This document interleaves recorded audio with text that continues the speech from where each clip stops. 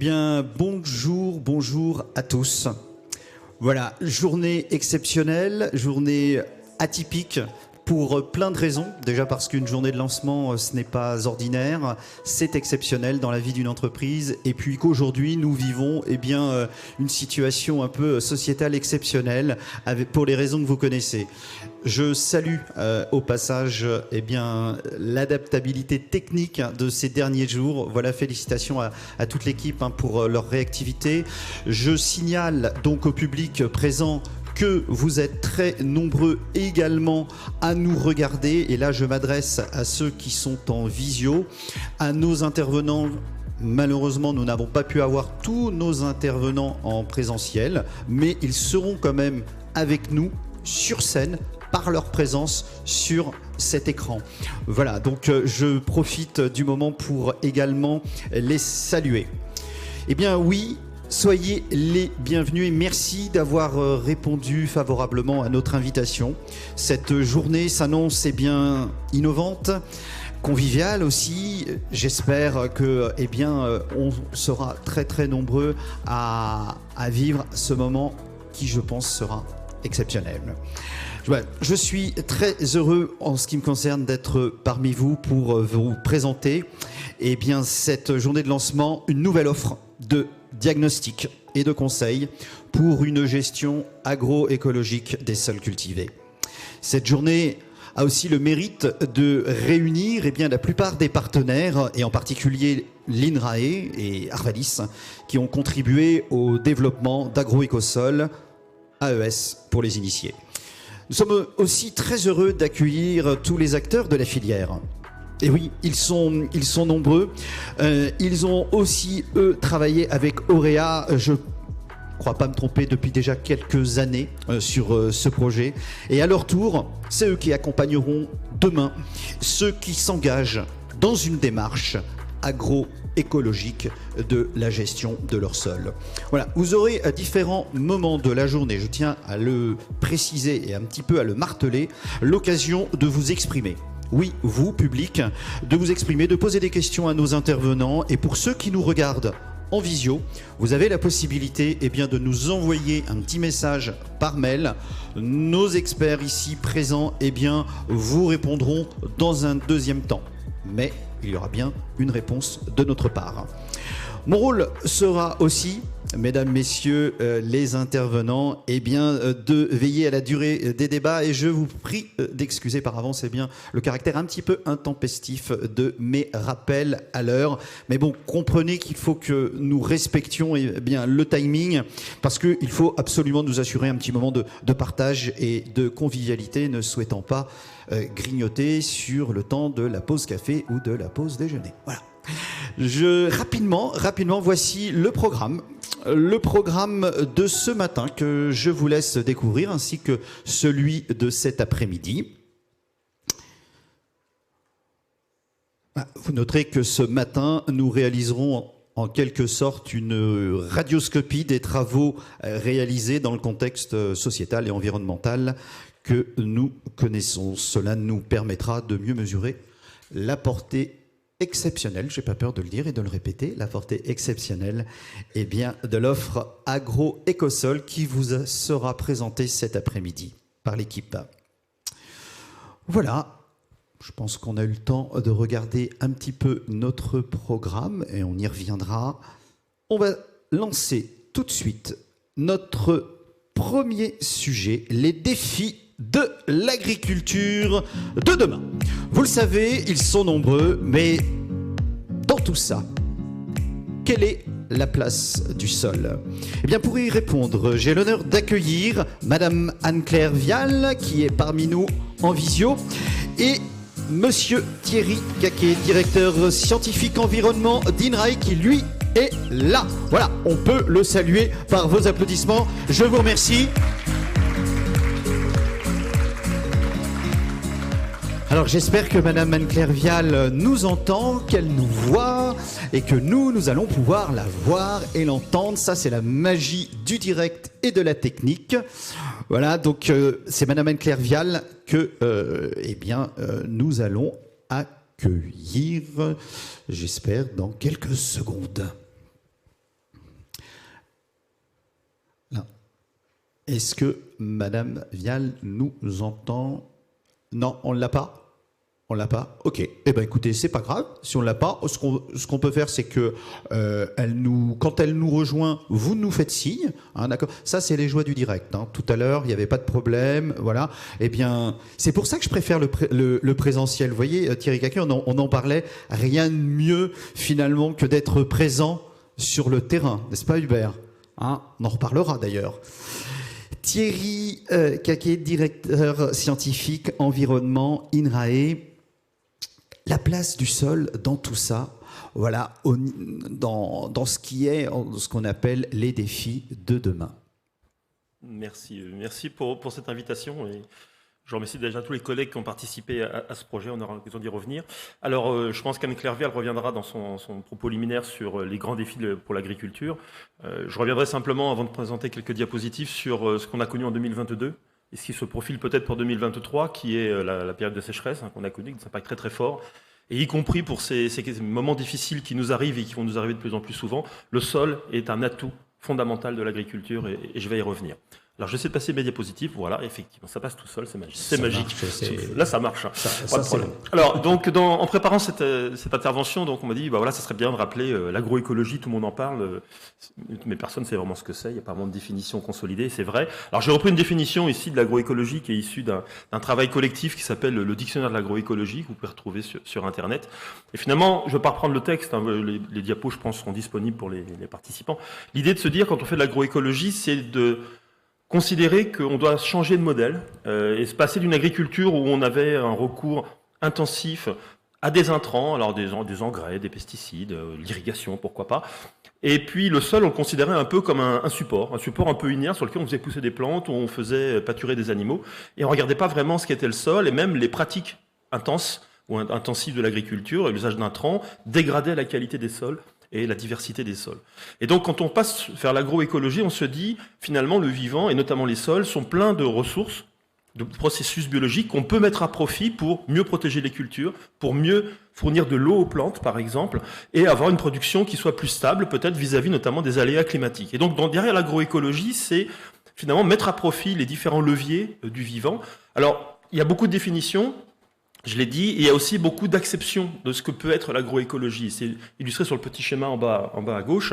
Finalement, l'agroécologie, ça peut être un mouvement social, notamment dans la petite paysannerie sud-américaine. C'est aussi un mouvement, on va dire, scientifique, où on va réconcilier ou associer les disciplines et les sciences de l'agronomie et de l'écologie pour se dire finalement, on a besoin des deux pour faire une production stable. Et le schéma de droite qui est un peu compliqué, là d'où vous êtes, c'est tout petit, vous ne pouvez pas le lire, mais je l'ai repris d'un papier qui est sorti dans nos collègues de la Fondation Agropolis de Montpellier, où finalement ils ont regardé trois façons de présenter l'agroécologie. À gauche, ce qui est produit par un collègue qui s'appelle Glissman, hein, qui nous dit finalement quand on part de l'agriculture traditionnelle et qu'on va de plus en plus vers la transformation des systèmes alimentaires, eh bien on va vers de l'agroécologie intensive. Au milieu, c'est la FAO, donc, qui a défini 10 éléments de base de l'agroécologie, et tous ceux qui sont cerclés de rouge ou de rose font référence au sol. Donc on voit que les bases finalement de l'agroécologie, ça fait beaucoup de relations avec le sol. Et à droite, il y a un nouveau schéma qui a été produit par le haut panel d'experts sur les systèmes alimentaires, qui vous met que la santé des sols, elle est consubstantielle des systèmes alimentaires sains et durables. Alors, quand on regarde les sols, puisque c'est comme le sujet aujourd'hui qui nous réunit, hein, on a parfois des mots qu'on utilise un peu les uns à la place des autres. On parle de processus dans les sols, on parle de fonction des sols et de services écosystémiques. Donc, c'est pas toujours évident de s'y retrouver. Donc, j'ai repris deux schémas ici. Celui de gauche, qui est adapté de Taylor et al. En 2021, qui vous dit que le sol, finalement, il y a 4 grandes dimensions qui vont nous intéresser. C'est la biodiversité, qu'elle soit microbienne ou macro-organisme, tout ce qui est relatif au cycle de l'eau. Je ne sais pas si je peux utiliser le pointeur, si normalement ça va marcher, pour ceux qui sont ici. Ce qui est relatif au cycle des nutriments et ce qui est relatif à la formation du sol lui-même, la pédogénèse. Donc ça, c'est vraiment, je dirais, la base du fonctionnement des sols. Et après, on va pouvoir avoir un certain nombre de services. Alors quand on parle de services, ça veut dire que les sociétés humaines vont utiliser des processus écologiques à leur profit. Et ils sont là, donc des services de régulation, services culturels aussi, puisque finalement, les sols, c'est le support des paysages, c'est le support de l'architecture, c'est le support de l'habitat. Et puis des services d'approvisionnement, notamment la production alimentaire ou l'épuration de l'eau. Et c'est repris d'une autre manière sur cette infographie de la FAO. Vous avez les différents services qui sont offerts aux populations humaines, à partir du moment où les sols sont en bonne santé. Et vous pourrez retrouver ça dans un ouvrage des éditions Quae, très très détaillé. Alors, un schéma encore plus compliqué, j'aime bien les schémas compliqués, mais les scientifiques aiment bien les choses compliquées, en tout cas les montrer compliquées, alors qu'en fait elles sont parfois très simples. Juste pour illustrer que c'est tiré d'un article à paraître dans la science et l'étude de gestion des sols cette année, donc, où finalement on discute beaucoup actuellement au niveau européen des sols, y compris en perspective d'une directive sur les sols pour la qualité des sols. Et donc, qu'est-ce qui distingue la qualité des sols de la santé des sols, qui est un autre terme qu'on utilise beaucoup, y compris en agriculture? La qualité des sols, finalement, ce sont les propriétés intrinsèques du sol. C'est sa granulométrie, sa teneur en argile, sa teneur en carbone, etc. Donc ça, c'est la qualité. Et en fonction de l'endroit où on se trouve, de l'histoire des sols, on n'a pas la même qualité des sols. Et la santé des sols, c'est finalement qu'est-ce que l'on peut avoir comme sortie positive, on l'espère, pour l'agriculture, quelles sont les propriétés des sols qui sont affectées par la gestion des sols, le travail du sol, l'apport d'intrants, l'irrigation, etc. Et donc, ce sont les performances réelles de la prestation de services écosystémiques. Donc, retenez quelque part, la qualité, c'est intrinsèque, c'est lié aux propriétés de base des sols. La santé, c'est ce qu'on en a fait de cette qualité initiale. Alors, on a pu l'améliorer en rapportant des intrants organiques, en rapportant de la matière organique, par exemple, de l'humus, mais on a pu aussi la dégrader. Et donc, il va y avoir à un moment donné une question qui va se poser, c'est est-ce qu'on est capable de qualifier la santé des sols par connaissant leur qualité initiale, donc leur propriété initiale. Et ça, c'est décrit de manière un peu complexe dans le schéma en dessous, où finalement, dans le scientifique, ce qu'on appelle l'arène scientifique, on va regarder les processus dans les sols, les propriétés intrinsèques des sols, plutôt, on va dire, la partie qualité des sols. Et puis, quand on va commencer à regarder qu'est-ce que l'on peut faire avec ces sols, notamment en agriculture, eh bien, on vient dans ce qu'on va appeler plutôt l'arène sociale, et on va vers vraiment des usages humains des sols. On va vouloir utiliser certains services écosystémiques des sols, comme services de support, services de régulation, d'approvisionnement, etc. Et tout ça, notamment pour, en théorie, contribuer au bien-être humain, régulation du climat, atténuation du changement climatique, stockant du carbone, régulation de la qualité de l'eau, alimentation, biodiversité. Et donc, dès que l'on va rentrer dans cette sphère sociale, vont intervenir un certain nombre de considérants, un certain nombre de valeurs que l'on va donner à telle ou telle propriété de l'environnement, notamment de propriété des sols. Et tout ça, ça va percuter, ou en tout cas interagir avec l'arène politique, donc les politiques publiques, nationales, européennes notamment, qui vont commencer à vouloir peut-être mettre en place des outils de réglementation, peut-être qu'on en reparlera un peu plus tard, notamment avec Antoine Pierrard, puisqu'il y a en préparation actuellement au niveau européen une directive sur les sols. Alors il y en avait une qui avait été préparée il y a quelques années, qui a été, sans faire de mauvais jeu de mots, enterrée au moment des votes par différents pays. Alors il y a ceux qui ont voté contre et qui l'ont directement enterré, puis ceux qui n'ont rien fait, qui ont laissé faire, notamment la France, ce qui fait que la directive n'a jamais vu le jour. Et elle revient à l'agenda avec des fortes pressions du Parlement. La Commission s'en est emparée et on attend maintenant un premier texte, vraisemblablement au milieu de cette année, sur ce que pourrait être une directive sur les sols, avec des considérants sur les sols pollués, les sols artificialisés, etc., mais aussi probablement sur les sols agricoles. Donc ça va aussi percuter nos activités collectives. Et voilà ce que je voulais vous dire pour meubler en attendant l'arrivée d'Anne-Claire Vial, qui, je l'espère, est arrivée. Merci. C'est bien mieux que meubler. Merci Thierry Caquet. Merci beaucoup. Restez avec nous et regardez la bonne nouvelle. La bonne nouvelle, c'est que nous avons été rejoints par Madame Anne-Claire Vial, présidente d'Arvalis. Je suis très heureux de vous accueillir, Madame Vial. Vous nous entendez bien? Je vous entends bien. Bon, bonjour à toutes et à tous. Thierry qui meuble, c'est amusant à entendre, mais voilà, on sait qu'il a aussi le sens de l'humour et de la dérision. Et merci pour ces premiers propos, Thierry. Ce que je voulais vous dire ce matin, très brièvement, c'est d'abord ma fierté de pouvoir lancer cette journée de présentation et d'appropriation de ce nouvel outil. Le sol, je ne vous l'apprendrai pas, est un écosystème, ça a bien été déjà dit, un écosystème que nous devons modifier si nous voulons nous nourrir. Et donc, il faut absolument que nous ayons des solutions pratiques pour mieux comprendre les sols et afin de les rendre plus résilients. Thierry vient de l'évoquer, il y a une reconnaissance croissante des sols dans les politiques publiques, qu'elles soient nationales, européennes ou internationales. Et à l'ACTA, nous avons comptabilisé qu'actuellement, il y avait 38 projets de recherche en cours en lien avec les sols au sein des instituts techniques agricoles en lien avec des partenaires. Voilà. Les sols sont au cœur des défis de l'agriculture de demain qui se doit d'être plus durable et qui commence aujourd'hui par les transitions énergétiques, par les transitions agroécologiques, excusez-moi. Alors, je terminerai mes propos par 2 remarques. Nous observons aujourd'hui que de nombreux acteurs s'expriment sur les sols, qu'il s'agisse de firmes, qu'il s'agisse de grandes industries agroalimentaires internationales, avec des propos que je me permettrais de qualifier parfois d'animistes. Et donc, il est grand temps que les scientifiques et les agronomes s'emparent du sujet. Et je veux témoigner aussi ici de la très forte attente des agriculteurs sur le sujet de la gestion des sols. À notre réunion annuelle de janvier, où nous réunissons à Paris plus de 250 référents Arvalis que nous avons en région, nous leur avons présenté Agroécosol et nous leur avons demandé qui serait intéressé pour recourir à cet outil. Et nous avons eu un oui unanime de tous les présents. Donc voilà, j'espère que cela va vous motiver tous. En tout cas, merci à tous ceux qui ont permis que ce produit arrive et merci à tous les intervenants. Bonne journée de travail à tous. Merci Madame Vial, merci.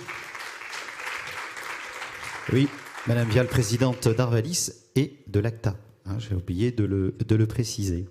Alors, pour répondre aux défis de demain, il faut pouvoir compter sur une équipe forte, soudée. Le consortium Arvalis, INRAE, Auréa, l'illustre parfaitement.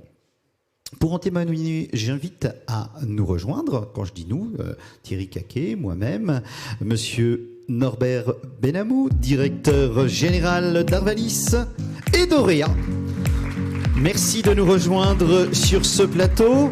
J'invite également Antoine Pirard, coordinateur qualité des sols et prospective à l'ADEME, qui normalement, je l'espère, est avec nous en visio cette fois.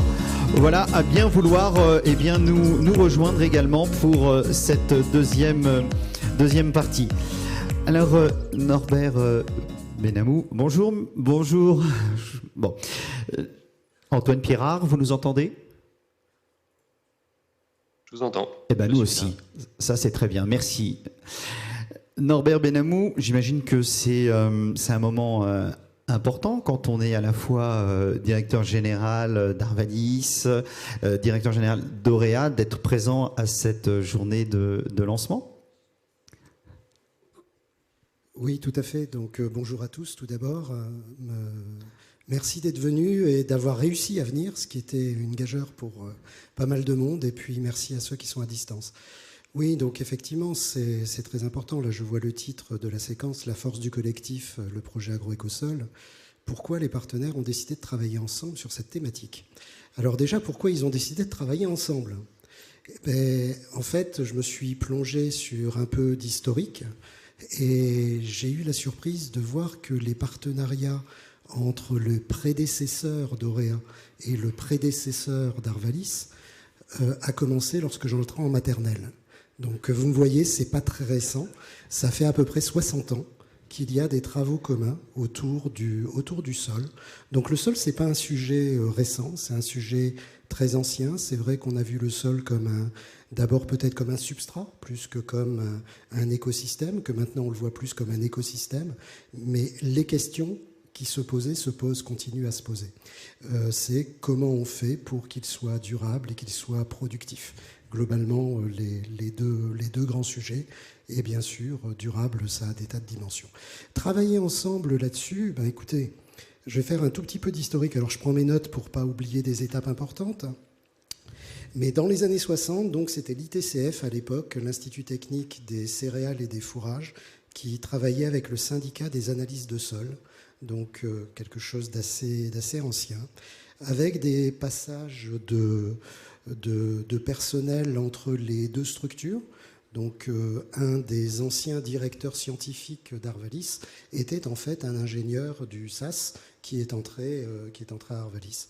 Donc en termes de mécanismes de collaboration, on voit bien que là, il y a pas mal de choses. On a également des relations qui étaient plutôt historiques entre l'INRAE et l'ITCF, ou actuellement Arvalis, plus qu'avec Auréa, mais globalement, autour des sujets du sol, dès les années 80-90, il y a eu aussi beaucoup d'activités. Et j'en profite pour saluer Mathieu Vallée, Mathieu qui est là, qui est un ex-doctorant INRAE, Arvalis et Cetium, donc Cetium Terrinovia maintenant, et qui, à la fin de sa thèse et son postdoc, est entré justement à Auréa pour travailler sur ces sujets. Donc là, en fait, déjà d'un point de vue purement historique, ça remonte à très très loin. Si on regarde ce que l'on faisait dans les années 80-90, en gros, les sujets, c'était développer des référentiels par rapport au sol, comprendre ce qui se passe, développer des essais à large échelle, de longue durée, pour maîtriser un peu ces référentiels. Travailler en se disant, globalement, en partant d'une idée simple, c'est pour faire un conseil en fertilisation, il faut comprendre ce qui se passe dans le sol. C'est le sol qui est le tissu, le support fertile. Donc voilà, pour fertiliser, il faut comprendre ce qui se passe dans le sol. Donc on a travaillé d'abord sur les analyses chimiques, comprendre quels sont les éléments, comment ils interviennent. Deuxième étape, toujours dans les années peut-être un peu plus tard, 90, on se pose la question maintenant de savoir comment réagit la plante. Donc on interroge l'état de la plante et on ne s'intéresse plus simplement au sol comme un support. On va chercher à comprendre comment la plante a besoin de réagir. Ensuite, on s'intéresse à des sujets de type variabilité spatiale, variabilité temporelle, de façon à offrir un conseil toujours de plus en plus précis. Bon, pour parodier certaines choses, je n'irai pas jusqu'à dire qu'à chaque fois on se réinvente et que on repart à zéro. Pas du tout, ce sont des couches supplémentaires. À chaque fois, on rajoute un élément qui permet d'avoir un conseil plus précis, plus fin. Alors, je vous passe tous les éléments avec les méthodes qui ont été développées, mais en gros, on a des méthodes qui sont de deux natures, des méthodes qui sont déjà pour comprendre comment les choses fonctionnent, quels sont les mécanismes. Si on prenait la santé humaine, on dirait les mécanismes d'action. Là, on est plutôt dans le domaine de compétences de l'INRAE, plus que dans le domaine de compétences d'Arvalis ou d'Auréa. Ensuite, on a besoin d'interpréter. Si on a ces résultats, ça veut dire quoi? Comment on peut interpréter ça? Là, on est dans un domaine qui est un peu intermédiaire entre INRAE et Arvalis, puisque là, on va chercher à le mettre dans le contexte des cultures qui nous intéressent. Et ensuite, il faut se dire, c'est bien tout ça, mais comment on fait pour capturer les indicateurs dont on a besoin? Il faut faire des analyses. Et là, on est plutôt sur des partenariats qui souvent là peuvent être à trois mains, si j'ose dire, entre les trois acteurs. Pour les méthodes d'analyse, c'est quand même plutôt du champ de compétences d'Auréa comme laboratoire. Donc voilà en gros tout ce qui se passe dans les années 80, 90 et voire dans les années 2000. En 2010, en fait, on passe, je dirais, à une autre étape. Tout le monde se dit qu'effectivement la durabilité, ce n'est pas un sujet purement technique, purement chimique ou physico-chimique si on s'intéresse à la structure des sols également, mais que l'on a besoin de réfléchir davantage dans une logique environnementale, dans une logique de durabilité. Et c'est là que la notion d'agroécologie, alors je ne parle pas du point de vue scientifique, qui est quelque chose de beaucoup plus ancien, mais en tout cas, au quotidien, on parle de plus en plus d'agroécologie. Là, en fait, dans cette étape, depuis les années 2010, c'est la création, en fait, le lancement d'AgroÉcosol, c'est plutôt il y a 5-6 ans maintenant, mais déjà dans les années 2010, on travaille davantage sur des moteurs d'interprétation de plus en plus élaborés qui tiennent compte non seulement du sol, mais des pratiques agricoles que l'on va pouvoir mettre en œuvre pour exploiter sur ces sols. Et bien entendu, on se retrouve avec les indicateurs d'activité biologique des sols, avec plusieurs projets de recherche qui sont menés, microbiotaire côté Arvalis et Auréa, si on est tous ensemble. En fait, pour résumer tout ça, pour sortir un peu de l'historique, on peut considérer qu'on a eu deux grandes phases dans l'évolution du conseil. On était dans une logique de conseil qui était un conseil purement sur la fertilisation. Et ça, c'est encore largement le cas à l'heure actuelle. Ensuite, on est passé à une logique de dire, mais peut-on avoir l'analyse de l'activité biologique des sols pour faire un conseil agroécologique des systèmes? Et on change de dimension. Et à ma connaissance, Agroécosol est le premier produit qui sort sur le marché, résultat d'un projet de recherche qui sort sur le marché français avec cette ambition d'apporter ce type de conseil sur la base des analyses et non pas sur plutôt un conseil très, très général. Donc maintenant, pour faire ça, c'était un peu implicite dans tout ce que je disais, on a eu besoin de partenariats, on a eu besoin de collectifs entre la recherche publique, les instituts techniques agricoles, des laboratoires, mais également un élément clé dans tout ça, c'est que l'on a besoin de se tester sur le terrain. Si on n'a pas des partenariats de terrain, pas moyen d'y arriver. On n'a pas suffisamment de données pour avoir des référentiels solides et pour pouvoir généraliser ensuite. Donc je tiens à saluer les coopératives, les partenaires qui ont participé au projet Agroécosol également pour permettre d'avoir ce type d'environnement.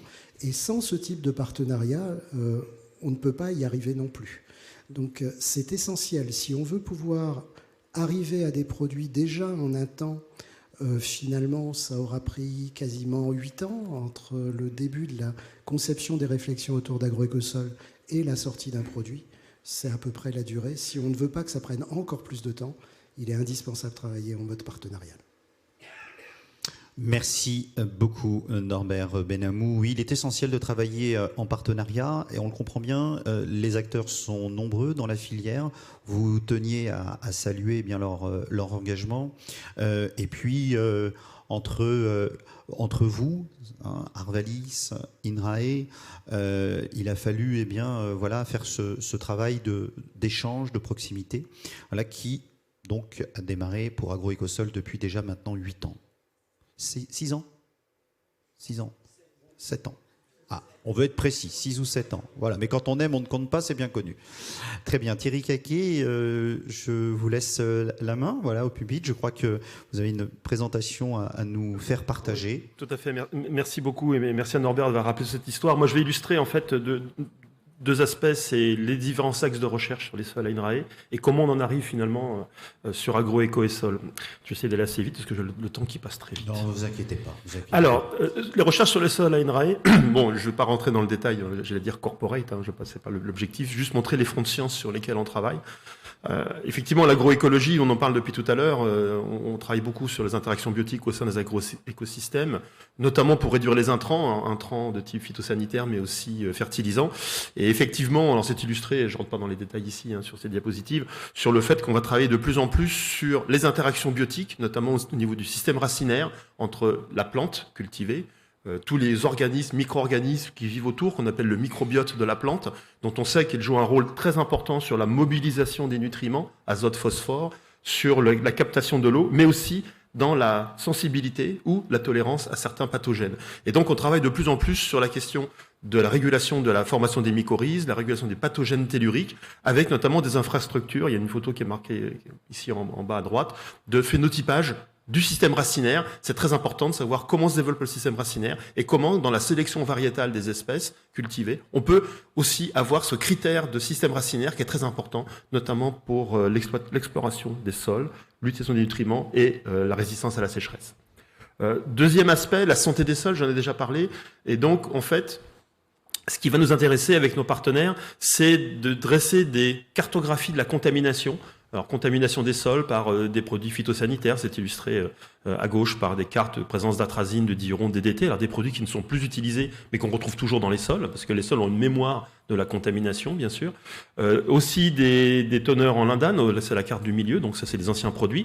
Et l'idée aussi, c'est de pouvoir mieux maîtriser la qualité des milieux et des récoltes, parce que certains de ces produits peuvent passer dans le système racinaire et après aller jusqu'au grain. Et puis aussi peut-être de pouvoir restaurer la qualité de la santé des sols plutôt, avec des processus de phytorémédiation qui sont illustrés à droite, où on va pouvoir soit extraire les contaminants du sol par phytovolatilisation, soit les stocker dans des plantes qu'on va ensuite ramasser pour les éliminer, ça va être de la phytoextraction, soit utiliser le système racinaire des plantes pour stabiliser les contaminants, éviter qu'ils aillent vers la nappe phréatique par exemple, c'est de la phytostabilisation. Alors ça vous paraît peut-être un petit peu loin des préoccupations agronomiques, en fait pas du tout, parce qu'on a de plus en plus de sols, on se rend compte actuellement qu'on ne peut pas utiliser, parce qu'on a une pollution historique, notamment par des composés qu'on pensait disparus, comme les organochlorés. Alors je ne veux pas vous parler des chlordécones aux Antilles, hein, mais même dans les sols métropolitains, on trouve du lindane, du DDT, des composés organochlorés interdits depuis plus de 40 ans, 50 ans, et qui sont toujours là, et qui commencent à poser problème localement, parce qu'on retrouve la trace de la contamination dans les denrées alimentaires. Autre dimension, on parle beaucoup de changement climatique, et on en parle, mais il ferait mieux d'agir que de faire qu'on en parlait. Mais vous savez que les sols ont un rôle essentiel à jouer dans la régulation du changement climatique, notamment par les processus d'atténuation, limiter les émissions de gaz à effet de serre, notamment de protoxyde d'azote, qui est issu de l'apport de fertilisants azotés. Donc on peut travailler sur le fonctionnement des sols pour limiter les émissions de protoxyde d'azote, notamment via une gestion des résidus de culture différentes. Et puis aussi augmenter le stockage du carbone des sols. Vous avez tous entendu parler, je pense, de l'initiative 4 pour 1000, qui a été lancée à la COP de Paris, la COP 21 climat, qui consiste à dire que si on arrive à augmenter d'une certaine proportion tous les ans la teneur en carbone des sols superficiels de la planète, eh bien on pourrait, entre guillemets, compenser nos émissions qu'on n'arrive pas à réduire. Alors c'est une vision un peu théorique, mais en tout cas, plus on met de carbone dans les sols, mieux c'est.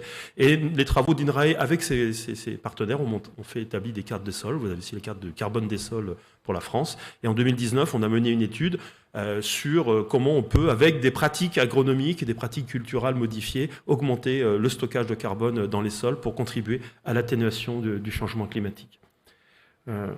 Autre dimension, et je pense qu'on y reviendra peut-être dans les discussions, c'est comment on intègre les connaissances. Ça a été dit par Norbert, l'idée c'est pas simplement de faire des photographies de différents paramètres, ce que certains de mes collègues appellent un peu de la médecine légale, c'est-à-dire qu'on regarde, bah voilà, c'est l'État, tenté, on a ça, parfait, on en fait quoi de cette information, comment on la regroupe. Et au niveau d'INRAE, avec d'autres partenaires, depuis plus de 20 ans maintenant, on est actif dans un groupement d'intérêt scientifique qui s'appelle le GIS-SOL, donc qui regroupe outre INRAE, l'ADEME, l'IRD, l'IGN, l'Office français de la biodiversité, le BRGM, et qui est sous la double tutelle de 2 ministères, ministère de l'Agriculture, ministère de l'Environnement. Et l'idée, c'est de collecter au niveau national les informations sur les analyses de sol. Donc c'est illustré à gauche, avec des programmes d'inventaire de gestion cartographie des sols, IGCS, de mesure de qualité des sols, le RMQS, où de manière systématique, on explore avec une grille très précise tous les sols de France pour mesurer plein de paramètres. Et puis des banques de données sur les mesures de l'éléments de trace métallique, ETM, d'analyse de terre. On essaie de collecter toutes les analyses de terre réalisées au niveau du territoire par des opérateurs privés ou publics, de manière à avoir une information la plus complète possible sur les sols. Et avec l'arrivée du BRGM récemment, on a rajouté une troisième base de données qui est celle sur les sols urbains. Et donc l'idée, c'est pas simplement d'avoir des données pour avoir des données, mais de pouvoir utiliser ces données, de les mettre en cohérence avec des systèmes d'information qui sont illustrés à droite, de pouvoir faire de la surveillance des sols, de la cartographie par exemple, de la microbiologie des sols, c'est l'atlas des bactéries du sol, qui a été publié il y a quelques années, notamment coédité par Lionel Rangeard, qui interviendra tout à l'heure.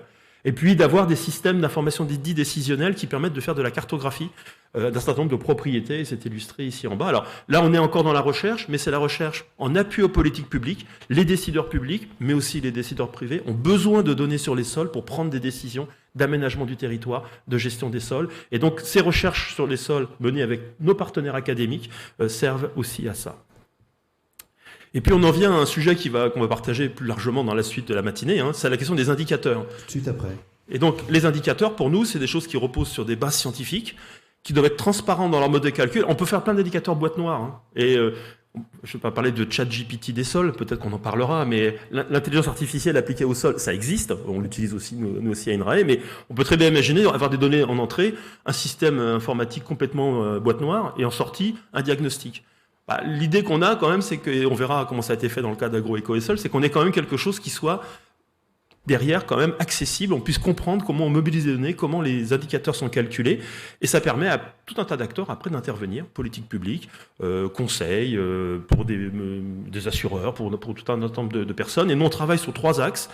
Les indicateurs de l'état physique et chimique du sol, alors, paramètres classiques, pH, texture, etc.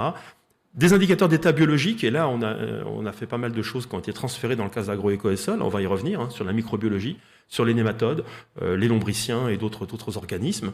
Et puis le fonctionnement biologique des sols, finalement, c'est pas le tout de savoir qui est là, comme bactéries, micro-organismes, animaux, mais comment ça fonctionne, donc dégradation de la matière organique avec des litter bags, les activités enzymatiques, donc vous aurez des présentations sur ces sujets, hein. Et je mentionne simplement ici, en bas à droite de la diapo, des actions, alors c'est des plateformes qui sont des plateformes INRAE, comme Génosol pour les micro-organismes, ou Biochemanv, qui vous sera présenté tout à l'heure, en tout cas les activités par Nathalie Cheviron, qui sont pour certains des outils qui ont été financés dans un cadre partenarial, y compris par les programmes d'investissement d'avenir dont on va reparler, puisque le PIA, c'est ça aussi qui a financé Agroécosol. Et je terminerai, alors il y a un petit décalage de police, c'est remonté. La recherche sur les sols est au plus haut, vous voyez, de l'agenda INRAE, hein, c'est en haut de la diapo. Pour vous dire que finalement, pour nous, tous ces travaux sur les sols, ils ne se conçoivent pas, j'allais dire, en circuit fermé interne à l'Institut. On est vraiment sur un continuum de partenariat dans le domaine de la recherche, c'est ce que j'ai appelé ici partenariat académique. Alors c'est avec d'autres opérateurs de recherche en France et à l'international. Je citais ici 3 programmes qui sont très directement liés à des sujets qui intéressent la communauté sol agronomique, hein, le JP Sol, qui est un grand programme de recherche de 4 ans européen, donc avec 80 millions d'euros, sur justement notamment les indicateurs des sols et la qualité des sols, et puis deux grands projets européens, CIRCASA et ORCASA, sur le stockage de carbone dans les sols de la planète. C'est aussi, en descendant le quart en bas à droite, de plus en plus un partenariat avec ce qu'on appelle le tiers secteur de la recherche. Alors tout le monde a entendu parler des recherches participatives, des recherches citoyennes. Vous avez peut-être compté les oiseaux dans votre jardin au mois de janvier, c'était l'observatoire des oiseaux communs. Et bien de la même façon, il y a quelques projets. Alors je veux dire que le sol c'est un peu moins, comment dire, sexy que les oiseaux ou les papillons. Mais il y a des gens qui s'intéressent au sol, qu'est-ce qui se passe dans les sols, la faune des sols, etc. Et donc on a mené, il y a des observatoires comme CUBS par exemple sur la biodiversité des sols, ou l'observatoire des vers, vous pouvez bêcher, récupérer des vers et puis essayer d'avoir un peu une représentation de la distribution géographique des vers de terre en France. Et puis le projet Clé de Sol qui a été financé par l'ADEME et la Fondation de France, justement sur la partie recherche participative et sol. Autre partenariat, je le mets en bas à droite, les porteurs de politique publique, j'ai évoqué le GIS-Sol, le réseau national d'experts scientifiques et techniques sur les sols, Ernest. Là, on est vraiment en appui aux politiques publiques, c'est-à-dire qu'on partage de la donnée, on partage de la connaissance pour aider à la prise de décision publique. Et je terminerai par la quatrième partie de ma figure, qui illustre pour nous ce qui est indispensable à INRAE, c'est finalement le continuum entre la recherche et développement, l'innovation et le transfert. Nous sommes un organisme de recherche finalisé et c'est pour ça qu'on travaille depuis toujours, j'allais dire, avec les partenaires du développement agricole, les instituts techniques, Arvalis bien sûr, mais enfin ITCF avant, Arvalis, mais l'ensemble des instituts techniques qui sont regroupés dans l'ACTA, avec nos partenaires académiques, donc qu'ils soient des organismes de recherche ou des organismes de formation, je pense à AgroParisTech, j'ai vu Jean-Roger Estrade qui doit être quelque part par là, voilà, il est là, donc je ne les oublie pas. On a vraiment tout un continuum, tout un tissu, mais on forme aussi des gens. On forme aussi les gens qui vont travailler dans les entreprises derrière, qui vont dans le conseil agricole. Et ça, pour nous, c'est un partenariat au long cours qu'on matérialise par exemple, des unités mixtes technologiques, mais aussi des projets communs qui sont illustrés ici. Alors, bien sûr, Agroécosol, c'est le petit dernier, entre guillemets, il y en a d'autres, hein, mais celui-là, on est très fiers aujourd'hui. Et tout ça, ça repose aussi sur, par exemple, un réseau mixte technologique qui s'appelle Sol et Territoire, où les partenaires sont présents, les partenaires du développement agricole, les chambres d'agriculture, la recherche. Et puis aussi, ce qui est peut-être un peu, je ne sais pas si c'est l'ancêtre, je ne sais pas, ceux qui y étaient, moi je n'étais pas là quand ce projet s'est déroulé, mais le projet CASDAR Agrinov, avec l'Observatoire français des sols vivants, avec l'INRA à l'époque et le sous-financement CASDAR, donc, a permis de développer un certain nombre des outils biologiques, en tout cas pour nous INRAE, qui vont vous être présentés dans la suite. Et on a finalement un emboîtement complet des processus de financement de la recherche et développement qui pour nous doit être maintenu. On parle beaucoup de réforme de la recherche, etc. Le continuum qui part du CASDAR, c'est un peu technique pour ceux qui ne connaissent pas, mais le fonds CASDAR, l'ANR, les projets européens, et puis maintenant les PIA et France 2030, c'est ce qui nous permet d'être au plus haut niveau avec nos partenaires sur ces sujets qui sont des sujets centraux, à la fois bien sûr pour la connaissance, nous on travaille beaucoup sur la connaissance, mais sur la mise en œuvre de cette connaissance pour répondre à des questions d'opérateurs publics, d'opérateurs privés, et aussi pour, j'allais dire, le bien-être collectif de la société. Donc, pour nous, Agroécosol, ce type de projet, il est vraiment emblématique. On pourrait l'appeler, alors si on était en Angleterre, on n'y est pas, mais un flagship project. C'est vraiment le projet qu'on a envie de montrer en disant, bah voilà, c'est possible. Alors, évidemment, c'est 6 ans, 7 ans.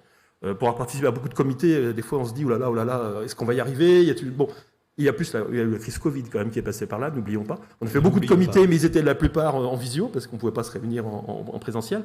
Et je pense qu'il y a eu un accompagnement de tous les côtés, de tous les partenaires, qu'on fait qu'on est arrivé au bout, on y est aujourd'hui.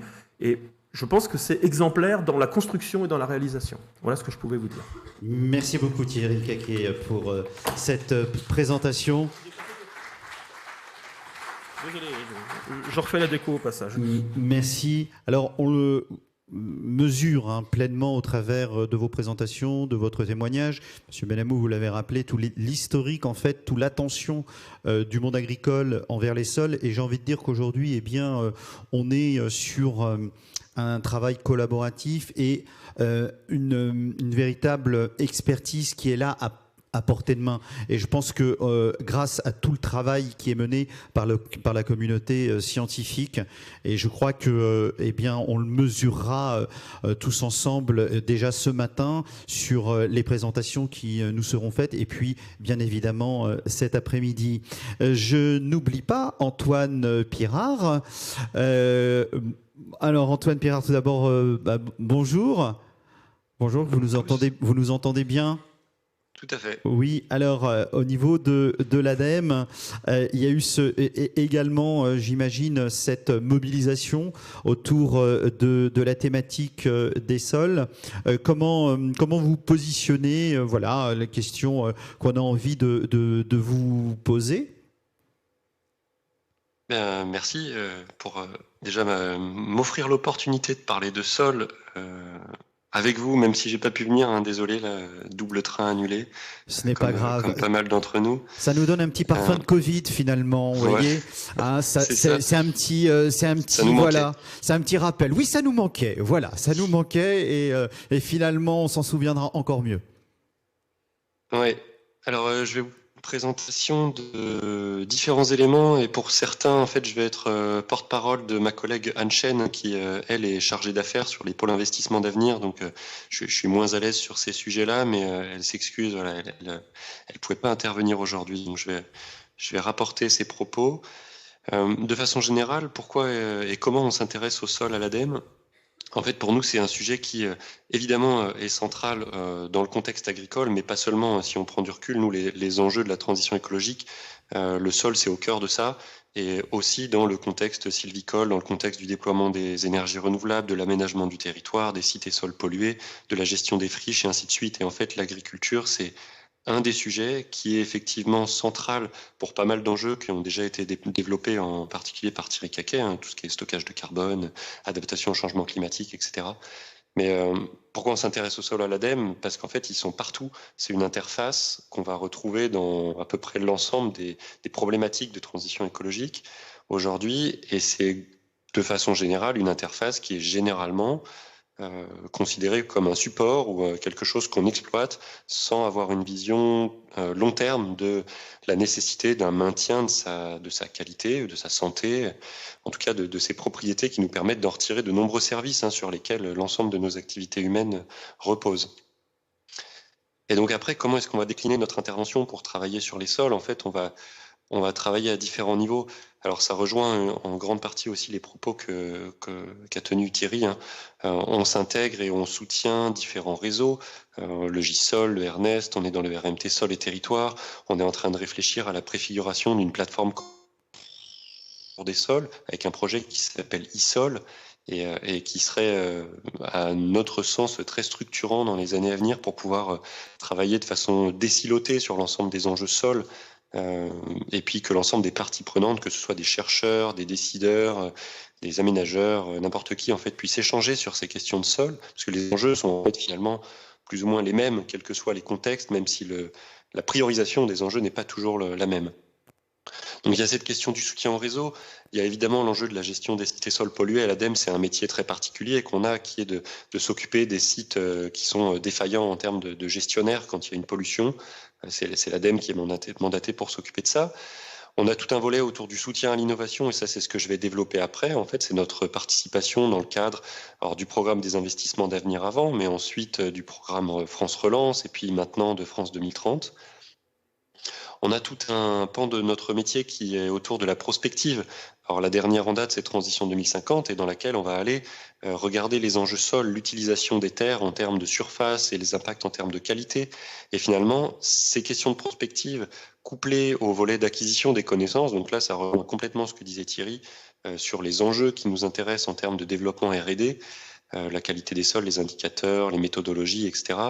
Tout ça, ça va venir nous permettre d'appuyer les politiques publiques. On va aller travailler à essayer d'alimenter la mise à jour de la SNBC, les plans de transition sectorielle de l'industrie. On est impliqué dans les groupes de normalisation. On participe à différentes études, comme une qui est en cours, qui s'appelle Indicasol, qui d'ailleurs est pilotée côté INRAE. C'est une étude des EPE. On suit tout ce qui se passe au niveau de la directive européenne, mais donc ça, ce sera plutôt l'enjeu de l'intervention suivante. Et puis, on a typiquement sur un autre volet que l'enjeu agricole, sur l'enjeu sylvicole, où il y a aussi beaucoup de problématiques de qualité des sols, on a le pilotage du développement d'un plan d'action pour la préservation des sols forestiers. Donc, on voit que l'enjeu sol, il faut le regarder aussi de façon un peu plus macro et pas seulement agricole, et ça rejoindra aussi une des autres questions qui nous était posée côté ADEME. Et puis un dernier volet aussi évidemment, et ça c'est pour faire monter la question des sols à l'agenda politique, c'est la question de la sensibilisation.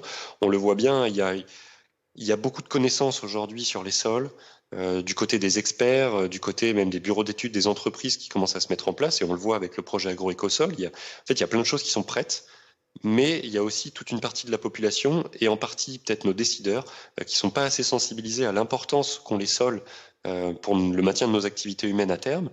Et en fait, cet axe de la sensibilisation, c'est quelque chose qui nous tient à cœur à l'ADEME, et là-dedans, on va aussi intégrer la question des sciences participatives.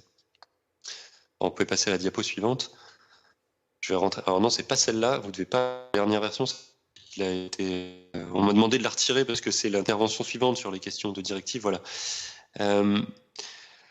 Donc, pourquoi est-ce qu'on a financé le projet Agroécosol et puis dans quel cadre ça se situe? En fait, le cadre, c'est le programme des investissements d'avenir, ça vous connaissez.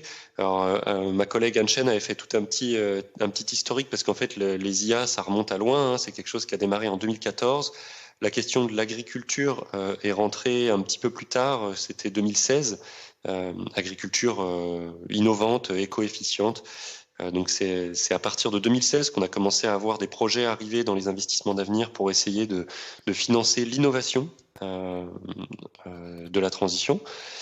Et donc c'est dans ce cadre-là qu'on a pu financer le projet Agroécosol. Alors évidemment, c'est aussi important de le rappeler, hein, c'est pas une décision de l'ADEME, parce que là c'est l'ADEME qui a été proposé comme intervenant, mais en fait les investissements d'avenir c'est aussi BPI, il y a plusieurs financeurs là-dedans, il y a un tour de table avec aussi les ministères et ainsi de suite, et c'est important de le rappeler parce qu'en fait si Agroécosol est là aujourd'hui, c'est une décision qui est collégiale, ça veut dire que tout le monde s'est dit là il y a vraiment un projet qui a du sens pour faire avancer les choses. Et pour reprendre les termes de Thierry, hein, c'est vrai que c'est un projet qui pour nous est emblématique du besoin de transition des modèles agricoles et emblématique dans la façon dont il a été construit, d'associer vraiment une expertise, d'associer l'INRA, les instituts techniques de façon très profonde dans le projet, et avec une volonté vraiment de transférer la connaissance, les méthodologies de la recherche jusqu'aux industriels pour pouvoir valoriser cette connaissance et vraiment l'utiliser pour aller jusqu'à du conseil. Et ça, c'est vraiment typiquement un enjeu qui, pour nous, est central. Agroécosol, c'est un modèle et c'est quelque chose qu'on voudrait voir se développer, typiquement sur d'autres enjeux comme les enjeux agricoles ou les enjeux urbains. Réussir à aller jusqu'au conseil et les méthodes, jusqu'à l'utilisateur final.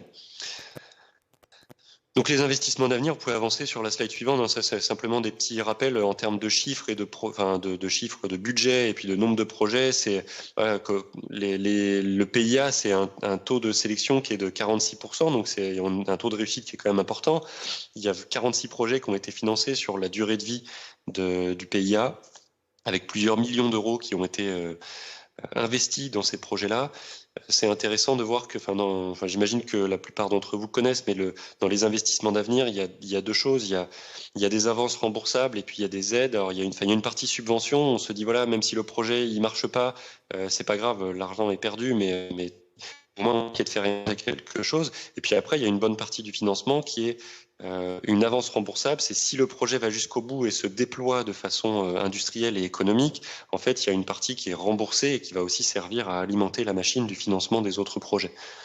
Donc il y a un mécanisme qui est intéressant derrière ça. Donc les investissements d'avenir en tant que tels, c'est terminé.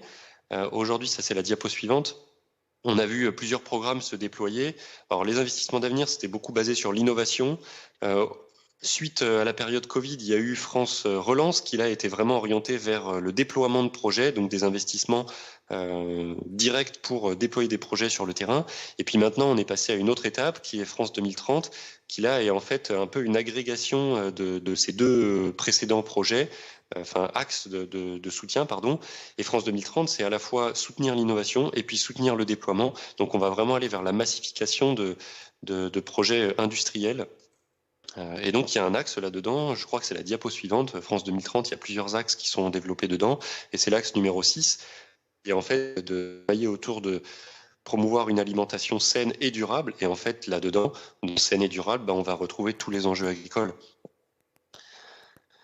Et je pense que c'est à peu près tout sur cette diapo. La suivante, je suis pas sûr qu'elle soit au cœur du sujet, enfin, c'est simplement pour vous montrer qu'on balaye plein d'enjeux à l'ADEME sur la question sur France 2030.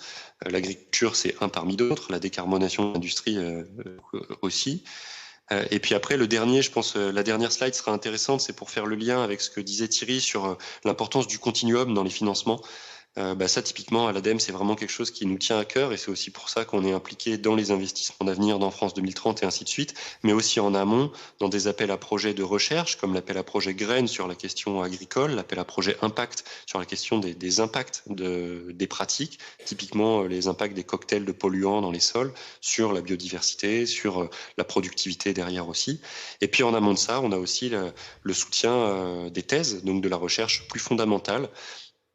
Et grâce à tous ces canaux de financement, on va pouvoir essayer d'accompagner les porteurs de projets depuis l'émergence de la connaissance jusqu'au déploiement industriel.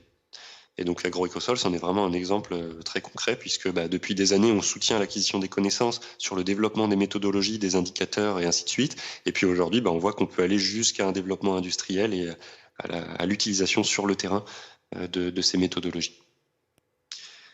Et voilà, je vais m'arrêter pour pas te border sur le timing. Non, c'est parfait, merci, merci beaucoup, merci beaucoup. Vous restez avec nous? Je reste avec vous.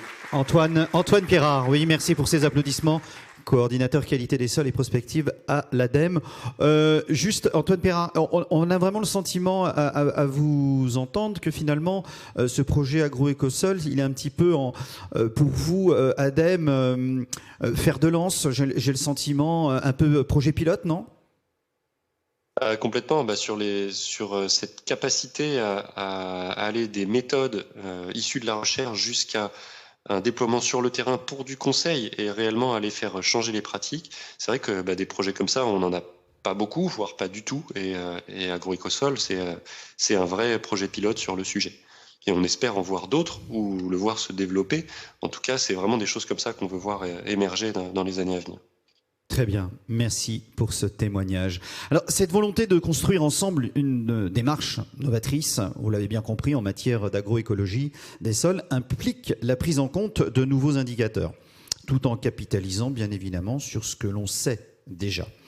C'est le commencement d'une longue réflexion qui s'opère pour venir nous en parler dans le détail. J'invite à me rejoindre sur ce plateau, Christine Le Souder, ingénieure recherche et développement spécialisée en fertilisation et gestion durable des sols d'Arvalis, et Mathieu Vallée, responsable scientifique du pôle agriculture d'Orea. Voilà, bonjour à vous deux, merci de nous rejoindre sur ce plateau.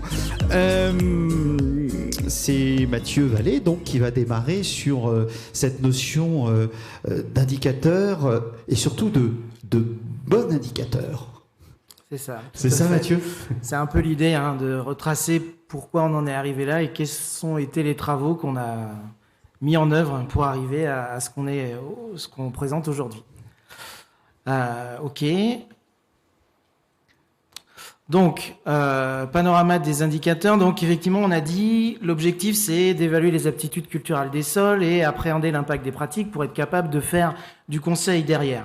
Et donc, pour ça, on l'a dit, on a besoin d'outils de diagnostic qui s'adressent à l'ensemble des composantes de la fertilité, physique, chimique et biologique. Et donc, le projet agroécosol, il est bien né de cette volonté de pouvoir accéder à cette gestion agroécologique des sols, pour l'ensemble des pratiques agricoles est capable de les évaluer et de proposer des méthodologies fiables, pratiques et reproductibles. Donc un petit peu d'historique, on en a déjà un petit peu parlé. Hein. Le tout début des réflexions sur le projet, c'est effectivement un peu la suite du CASDAR à Greenov, hein, qui avait eu lieu, donc février 2015, avec l'idée de valoriser ce qui avait été fait au travers aussi des projets bioindicateurs de l'ADEME. Et donc voilà, l'INRAE avec déjà à la base des coopératives, hein, qui avaient exprimé la volonté de s'intéresser à ces sujets-là. Et puis très rapidement sont arrivés dans la boucle Arvalis, nous, et puis un certain nombre d'acteurs, pour effectivement déposer un projet en novembre 2016 et puis voilà, juillet 2017 signature des conventions et puis le début opérationnel des travaux 2018. Donc voilà, un peu plus de 5 ans de travaux, même si la réflexion, elle, date de 7 ans. Voilà, donc les timings sont redits. Et donc, l'idée, c'était d'avoir un conseil, mais du coup, la question se pose aussi, c'est quoi un indicateur? En gros, de quoi on a besoin? Puisque le parti pris, en se disant, on se lance dans un projet comme ça, c'est de se dire, on fait l'état des lieux. En gros, on prend ce qui existe et on regarde aussi ce qu'il y a besoin en complément pour justement arriver à des choses d'opérationnel. Donc déjà, il nous fallait des méthodes, donc voilà, sensibles, reproductibles, si possible normalisées. Et donc là, au travers des experts qui étaient autour de la table lors de la constitution du projet, on a retenu un certain nombre d'indicateurs, certainement parce que aussi c'était ceux qui étaient les plus aboutis, hein, donc des indicateurs qu'on pouvait déjà maîtriser chez Auréa, un lien avec les différents compartiments du carbone et de l'azote. Donc ça, Justine nous en parlera tout de suite après. Des indicateurs également liés à l'activité des micro-organismes, donc ça c'est Nathalie qui nous en parlera, et puis des indicateurs liés à la présence, l'abondance et la diversité d'un certain nombre d'organismes du sol, du plus petit au plus gros. Donc voilà, on avait quand même déjà une boîte à outils, ou du moins des candidats qui nous semblaient prometteurs, mais pour que ces méthodes deviennent des indicateurs, il faut qu'elles soient accompagnées de référentiels et de liens avec les fonctions du sol, justement, pour aller jusqu'au diagnostic. Et c'est là où on s'est aperçu, où on le savait déjà, hein, mais qu'il y avait sans doute pas mal de manques. Et c'est quoi un référentiel? Ça peut être, dans un premier temps, une gamme de variations qui nous permet de se positionner juste à vocation descriptive, je suis plutôt faible, je suis plutôt élevé, sans pour autant avoir un jugement de valeur, mais c'est un premier début qui est indispensable. On va après, donc ça, les travaux, certains indicateurs disposaient de connaissances de l'impact du pédoclimat et des pratiques culturelles, justement, pour apprécier un petit peu plus la valeur, et donc là, commencer à avoir de l'explication. Oui, je suis faible parce que je suis acide ou parce que j'ai tel paramètre qui va limiter tel indicateur. Donc ça, là, j'illustre ça avec les travaux que présentera Lionel après, hein, sur tout ce qui est biodiversité et abondance moléculaire. Et puis, l'objectif final, c'est d'avoir un lien avec les fonctions du sol, on l'a dit. Et donc ça, on l'avait sur les analyses physico-chimiques, hein. Vous avez des schémas illustrés ici sur le phosphore et puis sur le pH, où on a un lien direct entre la teneur de la valeur de l'indicateur et là, un niveau de rendement. Donc, on est capable de proposer un conseil à partir de ça. Et donc, l'objectif, c'était, du coup, pour ce qu'il y a sur les analyses physico-chimiques, il faut qu'on puisse l'avoir sur les bioindicateurs. Et donc voilà, donc on s'est rassemblé autour de ces ambitions-là. Je remets un petit peu l'ensemble des partenaires identifiés. On aura l'occasion d'en reparler dans la journée. Et puis donc, pour développer cet outil, on avait constaté quand même, donc en 2016, hein, donc ça remonte un petit peu, qu'il y avait un certain nombre de verrous, hein, qui nous empêchaient de pouvoir les commercialiser tout de suite. Et donc tout l'enjeu du projet et de sa construction, c'est de se dire qu'est-ce qu'on met en place comme travaux pour trouver ces solutions. Donc un des premiers verrous qui était de se dire, ok, la recherche dispose d'indicateurs de méthodes de mesure, on va plutôt parler à ce niveau-là, mais est-ce qu'elles sont vraiment utilisables par un laboratoire de routine, c'est-à-dire est-ce qu'on peut les produire en gros volume avec des coûts relativement raisonnables? Donc là, il y a eu tout un travail d'acquisition de compétences et de savoir-faire. Et donc là, des processus qui doivent être optimisés au maximum pour réduire les coûts, les délais, et également à vous disposer de référentiels pour être capable justement d'aller jusqu'à des niveaux d'interprétation. Donc ça, on découpe, là, on l'a vu, une échelle de TRL, hein, donc maturité technologique, qui nous donne effectivement des niveaux de 1 concept jusqu'à 9 complètement opérationnels. Et donc pour chacun des indicateurs, on a découpé les étapes de l'ensemble du processus, hein, prélèvement, préparation, les différentes étapes de l'analyse et puis les référentiels. Et donc on est ou on n'est pas suffisamment mature, on dit à partir de 7-8 on commence à être utilisable en industriel. Et donc l'enjeu du projet, c'était pour tous les indicateurs qu'on avait, il fallait qu'on passe tout le monde au vert, en gros pour être capable justement d'avoir ça en prestation, on va dire, classique. Et donc sur les indicateurs, il y a eu pas mal d'optimisation de process. Donc on l'a vu, on le verra, prélèvement et conservation. Alors on en parlera un peu moins ce matin, mais vous verrez cet après-midi le process final de prélèvement. Comment on prépare la terre brute, les optimisations de méthodologie de mesure. Donc ça, Justine en parlera. Nathalie en parlera aussi après sur les activités enzymatiques. Donc tout un travail d'optimisation. Un travail aussi de transfert, c'est-à-dire que voilà, il fallait qu'Auréa acquiert un certain nombre de compétences de savoir-faire. Donc là, ce sera aussi l'enjeu des interventions de la session suivante. Hein, tout ce qui est microbiologie moléculaire, identification de la faune du sol. Bon, ça c'est l'INRAE et puis le SEM sur les histoires de carbone qui nous ont fait des transferts de compétences. Et puis également, on l'a dit, toute la construction de référentiels, c'est-à-dire acquisition et ou mobilisation de références, pour être capable de juger la valeur de l'indicateur et donc d'aller peut-être jusqu'au conseil. Donc là, il y a eu, on le verra, Lionel nous parlera des travaux sur la microbiologie, Nathalie sur tout ce qui est enzymo, et puis Michael sur tout ce qui va être faune du sol tout de suite après. Donc voilà, pas mal de travail sur les indicateurs pour transformer une méthode en indicateur. Et puis après, ok, j'ai mes résultats d'analyse, mais il faut, on l'a vu et ça a été beaucoup mis en avant, il faut qu'on soit capable d'aller jusqu'au conseil. Donc du coup, l'attente, elle était forte pour avoir un conseil opérationnel. Et ce qu'on a dit, c'est qu'avant le projet, a priori, on avait fait l'inventaire quand même, il n'y avait pas de moteur opérationnel qui permettait d'aboutir à ça à partir de processus. Et donc l'idée, c'était de développer un outil qui permette de définir les potentiels de fonction du sol, c'est-à-dire que tous les sols vont pas avoir le même potentiel, mais il faut le savoir. Avoir des indicateurs qui permettent de mesurer le niveau de performance, c'est-à-dire où est-ce que je me situe par rapport à mon potentiel, et du coup, c'est quoi ma marge de progression, et donc quels conseils je peux avoir pour essayer de progresser sur mes différentes fonctions du sol. Donc ça a été beaucoup le travail d'Arvalis en collaboration avec l'ensemble des autres partenaires. Hein. Donc les niveaux souhaitables attendus, comment je définis par type de sol, par système de culture, des niveaux souhaitables de mes fonctions. Hein. Ça, Christine en reparlera après. De même que comment on structure les relations entre les indicateurs et les fonctions pour aboutir au niveau d'atteinte. Et puis voilà, comment je propose des leviers, hein, parce que ok, j'ai fait un diagnostic, mais qu'est-ce que je fais concrètement pour que ça fonctionne ou améliorer ou entretenir les choses. Et donc là aussi, on a valorisé toutes les connaissances qui étaient disponibles à l'heure actuelle. Et bien sûr, après, ok, on a fait un truc, mais on le teste. Et donc là, il y a eu pas mal de collaborateurs qui nous ont accompagnés. On est toujours en phase de finalisation des restitutions des résultats, mais il y a eu énormément de travail d'acquisition qui sera d'ailleurs à revaloriser encore a posteriori. Et puis, bon, tout ce travail-là, il faut le rendre accessible aux clients. C'est-à-dire qu'ok, on a des analyses, on a des résultats, mais il faut pouvoir que le client puisse se l'approprier. Et donc là, nous, actuellement, ce qu'on a, c'est encore, alors de moins en moins, mais des fiches de renseignement en papier et puis des résultats sous forme de fichiers PDF figés.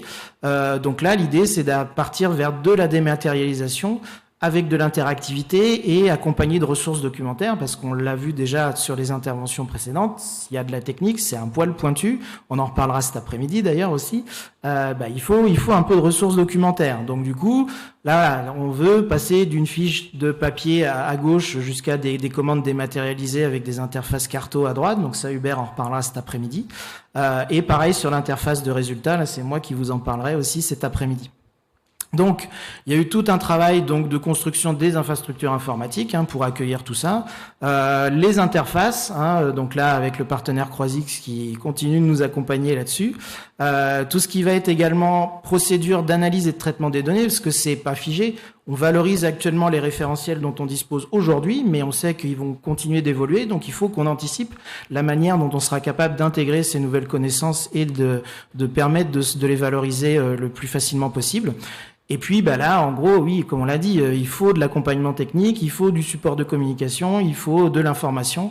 Et donc là, AgroParisTech, effectivement, nous accompagne encore un peu sur la création de l'ensemble de ces supports de communication. Et donc l'interactivité permet justement des vidéos, des éléments beaucoup plus interactifs pour être capable, et vous en verrez quelques exemples cet après-midi également.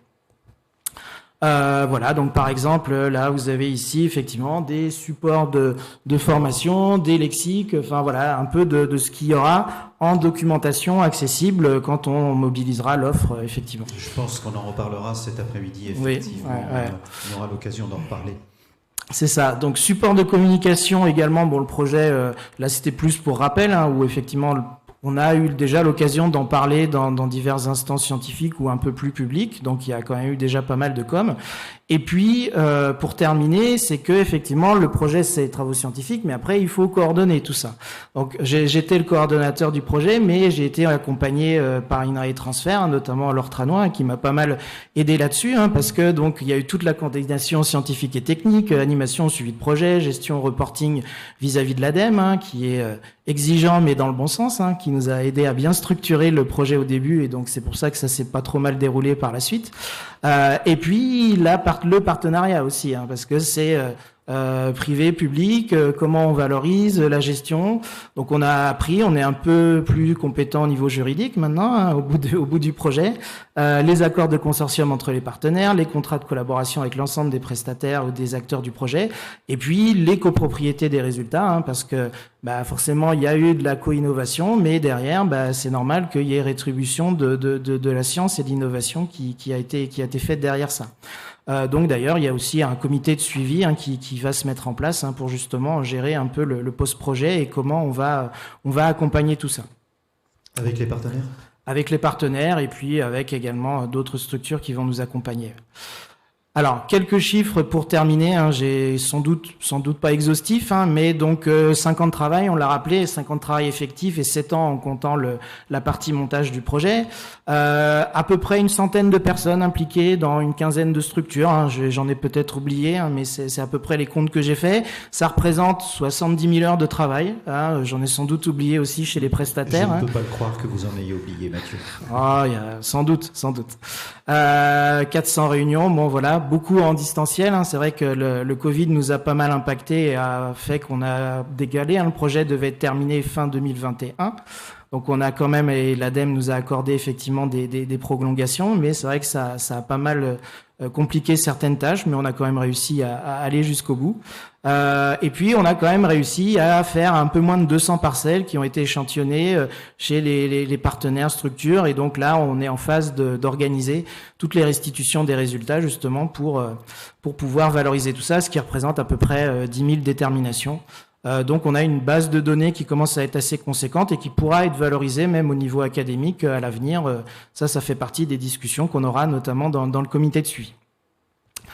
Voilà, et puis donc merci à l'ensemble des contributeurs. J'en profite aussi pour citer donc les RMT qui nous ont labellisés, donc comme le RMT bouclage, et puis les pôles de compétitivité aussi, VG Police et puis Agri Sud-Ouest qui également nous ont soutenus. Et puis voilà, l'ensemble des structures qui ont participé activement au projet pour arriver à la réunion à laquelle la journée nous sommes aujourd'hui. Merci beaucoup, Mathieu Vallée. Alors, on passe la main à Christine, Mathieu. Voilà, donc on passe la main à Christine. Voilà, maintenant on a vu les méthodos analytiques et puis donc on a vu un gros enjeu sur le conseil. Donc voilà, Christine va nous présenter les travaux et ce à quoi on a abouti. Très bien, merci. Bonjour Christine. Bonjour à tous. Merci. Donc maintenant je vais vous présenter la partie interprétation, donc le moteur d'interprétation, donc qui effectivement va combiner à la fois de la connaissance et de l'expertise sur la base des indicateurs mesurés. Alors, je ne vais pas revenir, on en a abondamment parlé en introduction, sur le rôle central du sol dans l'agroécologie, et sur le fait de bien pouvoir piloter cet écosystème de façon à ce qu'il fournisse durablement ses services. Alors aujourd'hui, il n'existe pas de moteur opérationnel déjà en service, permettant d'associer les différents indicateurs chimiques, physiques et biologiques, sauf le moteur Sol Navigateur du projet Landmark. Alors, le agroécosol, rappelons le cadre. On est dans le cadre d'un conseil donc global. On en a déjà parlé tout à l'heure, et dans un contexte de grande culture. Alors les objectifs vont être, et bien sûr, de construire un conseil opérationnel à partir des bioindicateurs, mais aussi de tous les autres indicateurs. Et ça va passer par différentes étapes. D'abord, la structuration d'un schéma d'interprétation. Ensuite, la définition de niveaux souhaitables, des fonctions qui vont être enseignées. Et la formalisation des liens indicateurs vers fonctions. Et enfin, puisqu'on est dans le contexte d'une agronomie et que l'objet de l'agronomie, c'est la gestion des écosystèmes cultivés, il est important de ne pas s'arrêter au diagnostic, mais de poursuivre sur les conseils et les leviers, comment on les choisit et comment on les ajuste. Voilà. Alors l'interprétation, comment elle est proposée dans agroécosol. Alors deux niveaux d'interprétation qui sont proposés. Un premier qu'on appelle le positionnement relatif, qui va concerner tous les indicateurs biologiques et aussi d'une meilleure caractérisation de la matière organique. Alors non seulement les valeurs mesurées, on va dire simples ou brutes, mais aussi tous les indices calculés. Il y en a beaucoup sur la base de ces indicateurs. Ces indicateurs vont être positionnés dans une distribution qui va être issue d'un référentiel que j'appelle descriptif, transféré par les scientifiques. Vous les verrez, que ce soit des référentiels propres, le RMQS, la base de données Aurea. Vont pouvoir être aussi restitués aux clients les résultats de modèles prédictifs lorsqu'ils sont disponibles, on en parlera pour la microbiologie, et accompagnés d'un commentaire, puisqu'à ce niveau-là, on n'a pas de jugement de valeur. Donc vous avez une illustration d'une courbe de distribution sur la droite. Et la deuxième voie, la plus engageante, la plus importante et la plus combinante, ça va être le moteur d'interprétation fonctionnelle, donc sur la base de fonctions du sol, combinaison de tous les indicateurs disponibles, donc chimiques, physiques et biologiques, capables de renseigner donc les fonctions du sol, et une interprétation basée sur le diagnostic de satisfaction de ces fonctions et la production d'un conseil agroécologique. Donc je vais voir successivement ces deux voies de moteur d'interprétation. La première, donc le positionnement relatif des bioindicateurs qui va être restitué du coup aux clients finaux. Voilà, qui constitue un premier niveau d'interprétation. Donc vous en avez ici quelques illustrations de ce qui va être restitué sur les écrans. D'abord des courbes de distribution, une courbe de densité qui est présentée ici sur la base des référentiels disponibles. On va positionner la parcelle au sein de la distribution. Donc voilà un premier type de restitution. Deuxième type, lorsqu'il existe donc les résultats concernant des modèles prédictifs, alors en fonction du pédoclimat dans le cadre des modèles prédictifs sur la microbiologie des sols, où ici vous avez de restituer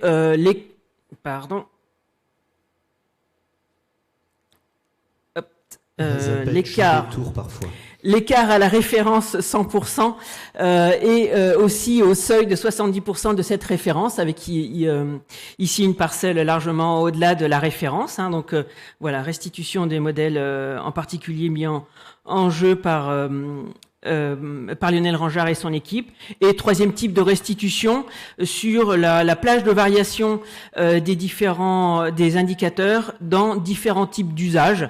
On a parlé de grande culture, mais vous voyez que potentiellement on a aussi ces distributions dans d'autres types d'usages.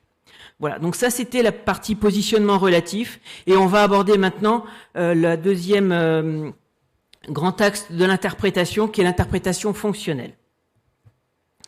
Alors, l'interprétation fonctionnelle, on part d'un certain nombre de données d'entrée qui sont fournies soit par l'agriculteur, son choix dans les menus, on va voir sur les données d'entrée, soit par des observations réalisées au champ ou, bien sûr, par les mesures réalisées au laboratoire.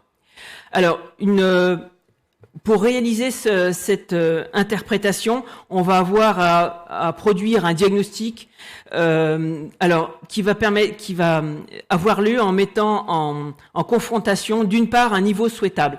Alors ce niveau souhaitable va être élaboré sur la base des renseignements fournis par l'agriculteur, description de son système de culture, de ses pratiques, apport aussi des observations au champ du type de sol qui va être rentré du coup dans le système. Et grâce à ces informations, on va pouvoir rentrer dans une typologie qu'on a construite spécifiquement pour agroécosol qui va nous permettre de déboucher sur la définition de niveaux souhaitables qui vont être le premier élément au diagnostic. De l'autre côté, les mesures réalisées au laboratoire, donc on va parler de niveau d'atteinte des différents indicateurs seuls ou combinés. Donc on va calculer un premier niveau d'atteinte de chaque indicateur, leur part dans un certain nombre de processus. Je reviendrai tout à l'heure sur les processus à étudier dans le périmètre agroécosol. Et puis on va associer ensuite tous ces niveaux d'atteinte élémentaires par indicateur en niveau d'atteinte par processus global. Et du coup, le diagnostic, c'est quoi? C'est la confrontation entre ces niveaux souhaitables et ces niveaux atteints avec les mesures. Donc de satisfaction donc des processus et des fonctions tels que je vais les définir après, avec à la suite donc la production d'un conseil. Est-ce que c'était suffisant ou pas? Et si c'était pas suffisant, comment est-ce qu'on va déclencher des leviers? Donc voilà le principe général, et donc je vais aborder ces 3 étapes successives. D'abord, la typologie des systèmes de culture et du pédoclimat qu'on a construit dans le cadre d'AgroÉcosol, donc sur la base d'un certain nombre de critères que vous retrouvez ici, des critères liés au pédoclimat, le climat, le type de sol avec l'aide de 5 critères, la stratégie culturale qu'on décrit pour chacune des parcelles sur la base de la succession des cultures, présence ou pas de légumineuses, de cultures de présence ou pas de culture industrielle, de la nature de la couverture du sol, le travail du sol, appréhendé selon sa profondeur, la conduite culturelle, soit par l'origine de des fertilisants azotés, produits résiduaires organiques fréquents ou peu fréquents, et puis les engrais minéraux, et puis la gestion des résidus de culture. Voilà. Donc on arrive avec 12 critères de description des parcelles qui nous permettent de rentrer dans cette typologie. Donc chaque parcelle va rentrer dans cette typologie. Alors je vais juste vous illustrer ici un niveau, comment est-ce qu'on élabore le niveau attendu, sachant qu'on a construit plusieurs types de niveaux. Illustration du calcul du niveau attendu sur la base de la description de ces parcelles, de ces 12 critères, pardon. Vous avez l'exemple ici pour une parcelle lambda, ici le hangar, où on va effectivement saisir les caractéristiques de ces 12 critères. Climat ou texture. On est ici dans le cadre d'une texture limono-argileuse. Et on va pouvoir, processus par processus, construire un système qui va nous permettre de produire une note de niveau attendu. Alors, toutes les échelles au cœur du moteur sont élaborées sur une échelle de 1 à 3, même si ultérieurement et sur la présentation finale, c'est pas forcément cette échelle-là qui est restituée. Et donc, on va construire cette note de niveau attendu pour le processus de minéralisation azotée, par exemple, et pour cette parcelle-là, en combinant des niveaux attendus du fait de ces caractéristiques-là, connaissant la loi d'action de ces caractéristiques sur le processus de minéralisation et de coefficients de pondération de ces processus caractéristiques sur le processus de minéralisation en azote du sol. Voilà. Par exemple, la teneur et on a fait ça aussi pour bien sûr d'autres processus, donc stabilité structurale et bien d'autres, on en a une vingtaine comme ça. Voilà, par exemple, un sol avec une teneur élevée en calcaire va avoir un faible niveau vis-à-vis de la minéralisation en azote. Voilà, donc, et à l'inverse, sur la stabilité structurale, une forte valeur de teneur en calcaire va avoir un niveau plutôt élevé vis-à-vis de la stabilité structurale qui va nous donner plus d'exigence sur le résultat final de ce processus. Voilà, je ne vais pas en dire plus sur la construction de ces niveaux. Alors, face à ça, il y a les niveaux atteints, les mesures, laboratoire, terrain. Voilà, comment est-ce qu'on va les utiliser pour réaliser le diagnostic? Donc, on se base sur une arborescence largement utilisée donc dans les travaux scientifiques, et donc Thierry Caquet l'a présenté ce matin. Une arborescence liant les indicateurs avec des processus ou propriétés, avec les fonctions du sol et avec les services écosystémiques. Et donc, on a adapté ce qui est publié dans le contexte d'agroécosol, où on va retrouver ici, du coup, les fonctions du sol, et c'est essentiellement là-dessus qu'on va faire le niveau de diagnostic final qui va être restitué, sachant que le diagnostic va se faire au niveau des fonctions et aussi des processus. Vous avez ici l'illustration de ce qu'on met derrière les processus. Voilà, donc les fonctions, stockage carbone, fourniture en nutriments, structuration du sol, et puis les processus qui vont permettre qui sont en relation donc avec les fonctions. Vous avez ici à l'extrême droite les services écosystémiques. Bien sûr, on ne va pas faire un diagnostic à l'échelle des services écosystémiques, c'est bien trop large, mais du coup, ça vous campe le cadre dans lequel on va proposer les fonctions du service agroécosol. Donc, production de biomasse, mais aussi des services environnementaux sur la régulation de la qualité de l'air, de la qualité de l'eau, et puis de ce qu'on a aussi illustré dans agroécosol, le maintien de la biodiversité. Alors, au bout de la chaîne, vous avez les indicateurs mesurés, calculés et combinés pour renseigner ici des processus. Alors, on va utiliser le même type de notation que pour la typologie. On transforme les valeurs en notes qu'on va combiner grâce à des coefficients de pondération pour évaluer un niveau de processus. Voilà, donc on utilise bien sûr les indicateurs biologiques, pas seulement dans ici ce qu'on appelait un processus ici qui est le patrimoine des organismes vivants, mais bien sûr aussi comme acteurs dans les autres processus. Voilà, derrière création de porosité, bien sûr derrière il y a les acteurs vers de terre en titre d'illustration. Derrière les patrimoines, on a cherché bien sûr à valoriser toutes les mesures de tous les indicateurs qui sont réalisés dans le cas d'agroécosol. Voilà. Et bien sûr aussi, on a mis en œuvre des modèles existants et qui sont en lien donc, dans le schéma d'interprétation. On utilise le modèle AMG pour interpréter la dynamique du carbone. On utilise le modèle CHN aussi sur la prédiction du processus de lixiviation, et puis un outil commercial aussi pour participer à l'estimation de la disponibilité du phosphore et des autres éléments fertilisants. Donc voilà le cœur de définition des niveaux atteints sur la base de ce qu'on avait et en valorisant surtout des liaisons suffisamment référencées entre des indicateurs et des processus. Voilà. Alors simplement, dans le cas des indicateurs biologiques, on a souhaité pouvoir valoriser beaucoup plus les indicateurs biologiques que ce qui était jusqu'à présent, puisque, comme l'avait cité Mathieu, on est quand même encore assez pauvre sur le nombre de liaisons suffisamment référencées entre des indicateurs biologiques et des processus ou fonctions. Et donc, on a utilisé une méthode de valorisation de l'expertise pour pouvoir enrichir l'interprétation. Voilà, méthode DAG utilisée, directive acyclique graph, nous permettant de valoriser l'élicitation d'experts grâce au grand nombre d'experts qu'on avait quand même dans le périmètre agroécosol et aussi de valoriser le grand nombre d'indicateurs présents dans le périmètre agroécosol. 2 étapes pour construire ces DAG. D'abord une représentation graphique des liens sur la base de liens de causalité entre les indicateurs et les processus en associant à la fois des modèles quand il y en a, des données quand il y en a, et s'il n'y en a pas, de l'expertise. et on va formaliser cette représentation graphique grâce à la distribution des variables selon les niveaux de processus pour déboucher sur un modèle statistique. Voilà. Une illustration, on a fait ce travail sur un processus de décomposition des résidus de culture, enfin globalement des matières organiques fraîches, où on a ici, je vais peut-être pas rentrer dans le détail, mais vous avez ce schéma relationnel jusqu'au processus final de décomposition des matières organiques fraîches, mettant en jeu un certain nombre, enfin de nombreux indicateurs.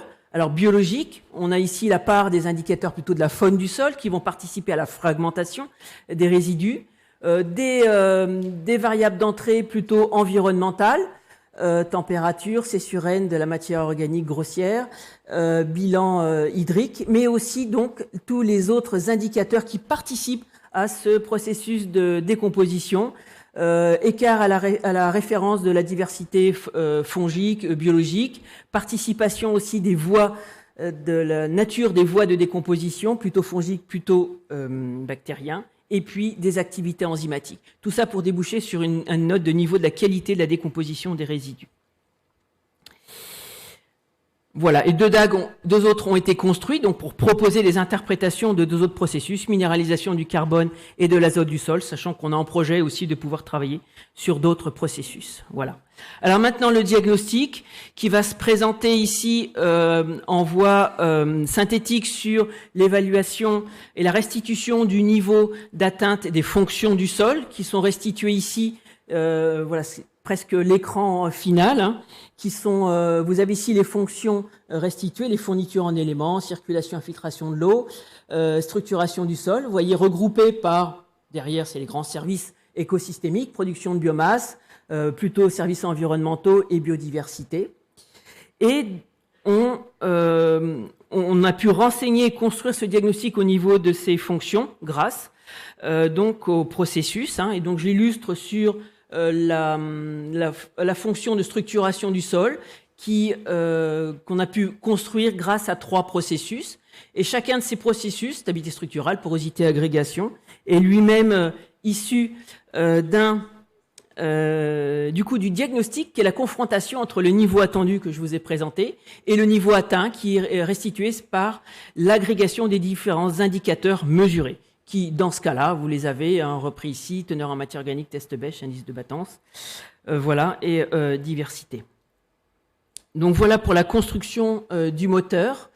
Ça, c'est l'exemple maintenant de la restitution sur les écrans. On retrouve les fonctions un petit peu plus larges, la présentation ici du niveau de diagnostic de ces fonctions, hein. On retrouve notre échelle interne de 1 à 3 avec le positionnement du diagnostic. Et pour l'exemple de la fonction de la fourniture en azote, vous avez ici la décomposition en 3 processus. Hein, voilà, d'où vient cette note de la fourniture en azote. Alors, je vais passer au dernier volet qui est le conseil. Le conseil, en fait, qu'on a bâti d'après l'interprétation. Là, je vais revenir sur l'interprétation du diagnostic, où on a découpé en 3 cette échelle de présentation du niveau diagnostique, inférieur à un premier seuil qui va permettre de définir un niveau de vigilance préoccupante. Voilà, donc par exemple pour le premier, on n'est pas du tout dans ce cas-là, qui est quelque part derrière la couleur rouge.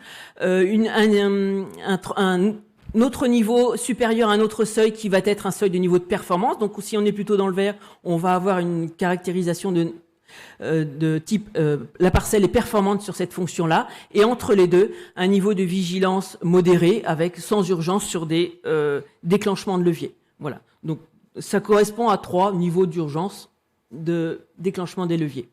Alors, c'est donc le diagnostic fonctionnel qui va permettre de déclencher les leviers, sachant qu'on va rentrer au cœur des processus par fonction, puisque vous pouvez vous rendre compte sur l'azote que je vous ai présenté tout à l'heure, on ne va pas déclencher les mêmes leviers si c'est un problème de lixiviation que si c'est un problème de minéralisation.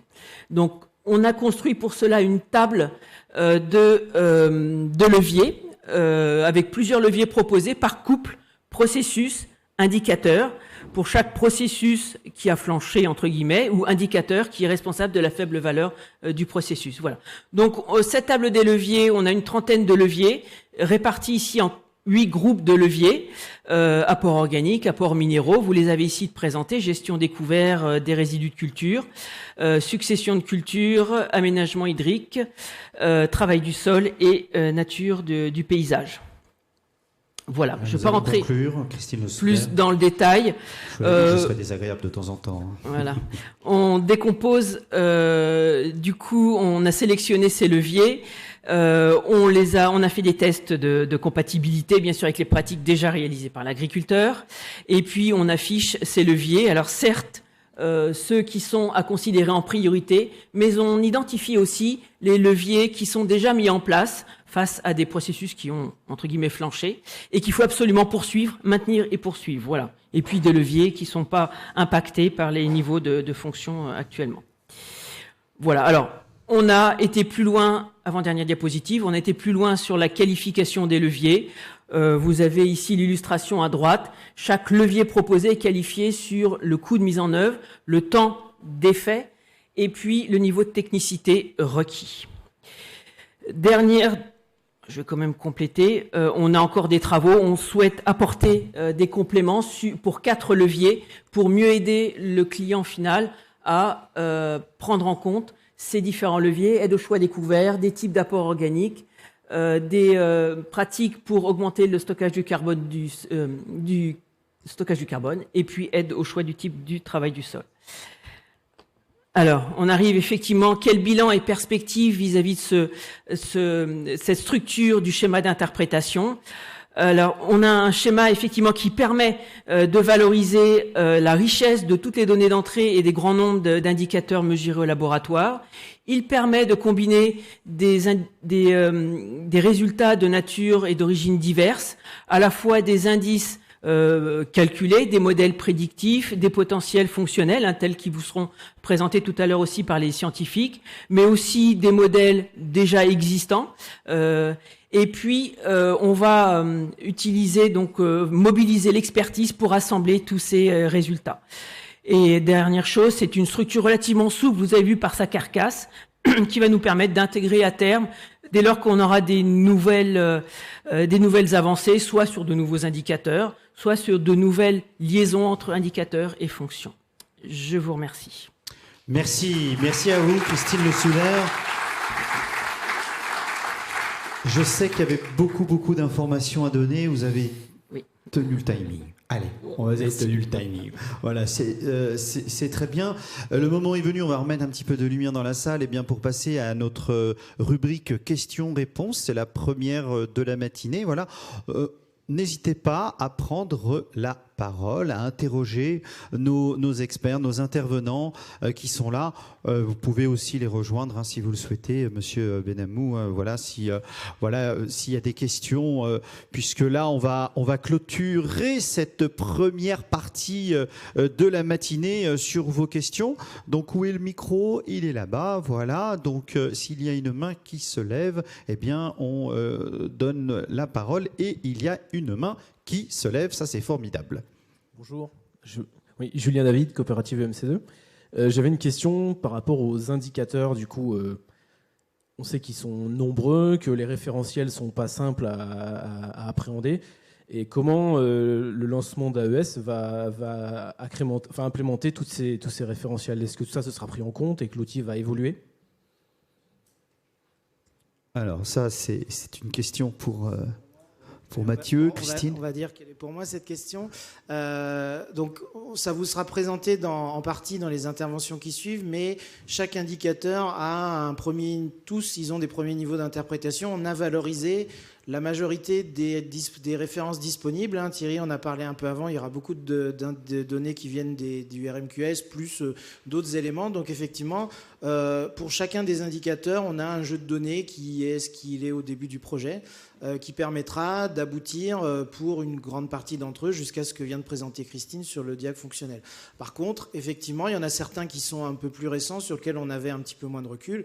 Et voilà, c'est ce qu'on vient de dire. Il y a une partie d'évolution où l'acquisition en permanence de connaissances va nous permettre effectivement au fur et à mesure de progresser. C'est notamment aussi pour ça, on en reparlera un petit peu en début d'après-midi, que la quantité d'informations qui est demandée au moment de la prise de commande, en gros, est un petit peu plus importante que celle qu'on a sur les analyses de terre, parce qu'on demande aussi la perception de l'agriculteur vis-à-vis de la performance qu'il estime de sa parcelle, parce que derrière, on veut capitaliser ces données-là et peut-être renchérir les liens directs qu'il pourrait y avoir entre certains indicateurs et processus qu'on n'a pas aujourd'hui. Donc, et aussi éprouver toute l'expertise que vient de présenter Christine, c'est voilà, les experts qui sont mis autour de la table en disant ça devrait fonctionner comme ça. Mais bien sûr, il va falloir l'évaluer, le consolider. C'est pour ça aussi qu'il y a un groupe de suivi au niveau du projet, parce que voilà, ces moteurs-là, ils seront amenés forcément à s'améliorer et à progresser à l'avenir. Et donc d'où l'intérêt qu'effectivement on puisse collaborer avec des structures pour collégialement après pouvoir améliorer les choses, quoi. Merci. Une autre main qui se lève, d'autres questions? Non, sur les indicateurs. Mathieu, il a fallu faire des choix sur ces indicateurs. La question qu'on est en droit de se poser, c'est comment justifier un petit peu ces choix. Évidemment, c'est une décision, j'imagine, collégiale, de concertation, mais il a bien fallu en faire des choix. C'est ça, hein, on l'a vu au début. En gros, on avait évalué les candidats potentiels. En gros, quels sont ceux qui nous semblaient les plus aboutis, hein. On l'a bien rappelé dans les présentations. Le cadre du projet d'investissement d'avenir, à la fin, c'est d'aboutir à une offre et, si possible, rembourser l'État des avances qu'il nous a fait. Donc, du coup, il fallait qu'on choisisse les candidats les plus matures. Et donc là, on s'est appuyé effectivement au montage du projet, donc on le rappelle, 2015-2016, donc ça remonte déjà à près de 7 ans, sur effectivement ce qui était le plus disponible à l'époque et ce qui nous semblait le plus mature. On sait que depuis, il y a eu des innovations, d'autres choses qui sont arrivées. Donc là aussi, on verra au fur et à mesure, est-ce qu'il y aura d'autres indicateurs qui pourraient être potentiellement intéressants. On sait par exemple, dans agroécosol, il n'y a pas d'indicateur spécifique sur la partie mycorhisation. On sait que c'est des choses qui ont été présentées, qui sont un peu importantes. On l'avait pensé, on l'avait pas forcément exclu, mais à l'époque, les chercheurs nous avaient dit, il n'y a rien de prêt. De même, des indicateurs qui permettent d'évaluer des potentiels infectieux des sols ou des notions sur la pression maladie, qu'il n'y a pas vraiment dans les leviers au niveau conseil, parce qu'à l'époque, on nous avait dit, pour l'instant, c'est pas prêt, mais pour l'instant, ça nous intéressait. Donc là aussi, on reste ouvert à l'écoute de ce qui pourra arriver avec maintenant le recul qu'on a un petit peu sur qu'est-ce qui est éligible ou pas à quelque chose qui peut être transféré. Mais effectivement, voilà, il y avait à la fois des critères d'opérationnalité et des critères de est-ce qu'on a des experts, hein. On sait par exemple, on le verra après, qu'il y a d'autres organismes du sol qui peuvent être intéressants, mais voilà, encore faut-il qu'il y ait des gens qui soient capables de nous transférer les connaissances. Très bien. Merci Mathieu. Est-ce qu'il y a des questions? Oui, il y a une main qui se lève. Voilà, mais à l'autre bout de la salle. Oh, le coquin. Voilà. Ça va arriver parce que un micro que l'on lance, c'est pas terrible. Voilà, on vient à vous. Bonjour à tous, Romain Aubry, Société Gaillago. Toujours dans cette même lignée de choix d'indicateurs, comment a été réfléchie la pondération? Tout à l'heure, on parlait de pondération entre une liste d'indicateurs pour construire le projet. Comment a-t-elle été réfléchie? Est-ce qu'il y a finalement des indicateurs qui sont plus importants que d'autres par groupe ou pas, quoi? Oui, donc dans la construction de l'interprétation, effectivement, il y a des pondérations qui sont différentes, qui peuvent être différentes selon les indicateurs. Donc ça dépend des processus à investiguer. Mais oui, alors c'est essentiellement sur le référencement vraiment des liens entre les indicateurs et les fonctions. Est-ce que la littérature est suffisamment robuste? Affirme. Par exemple, je vous ai cité la stabilité structurelle, la teneur en matière organique. Ça, c'est vraiment l'indicateur aujourd'hui un peu incontournable, qui a quelque part un peu plus de poids que les autres.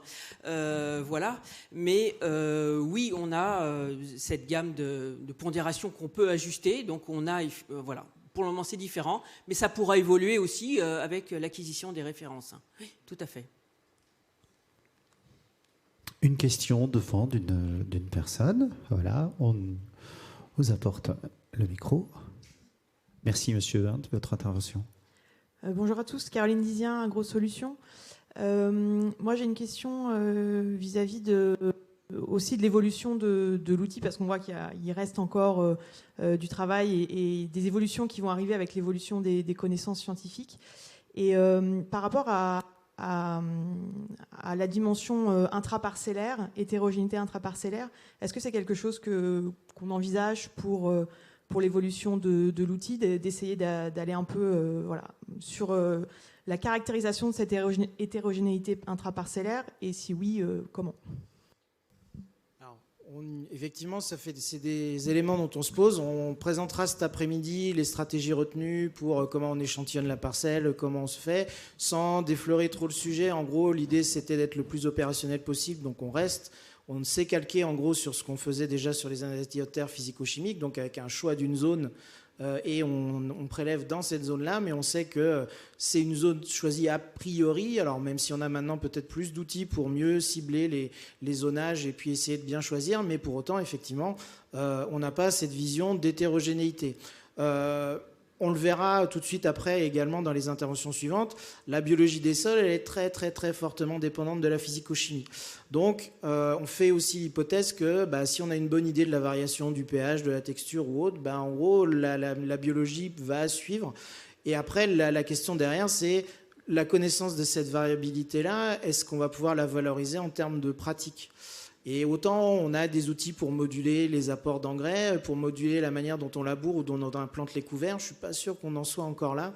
Et par rapport au levier qu'on a dans agroécosol, je ne suis pas sûr qu'on soit encore capable d'avoir cette notion de modulation. Après, voilà, dès qu'on va par contre s'intéresser peut-être un peu plus au carbone, ou là, parce qu'on a aussi besoin de vision à la parcelle, mais sur des stockages un peu plus précis, peut-être que là, il y aura des plus-values.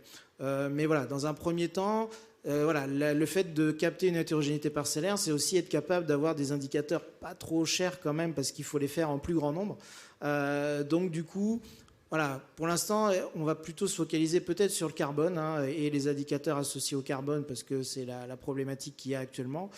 Et la variabilité sur la biologie elle-même, on s'intéresse plutôt, là, nous, pour l'instant, à la variabilité temporelle que la variabilité spatiale, parce qu'on le verra aussi cet après-midi, quand prélever au bon moment, quelle est la sensibilité de tel climat ou de telle pratique. C'est plutôt ça dans un premier temps que ce qu'il y a en différence à l'intérieur de la parcelle. Merci pour votre intervention. Est-ce qu'il reste ? Oui, une dernière question. Voilà, ça sera la dernière question, et après, j'ai une bonne nouvelle, ça va être la pause café. Voilà, dernière question de...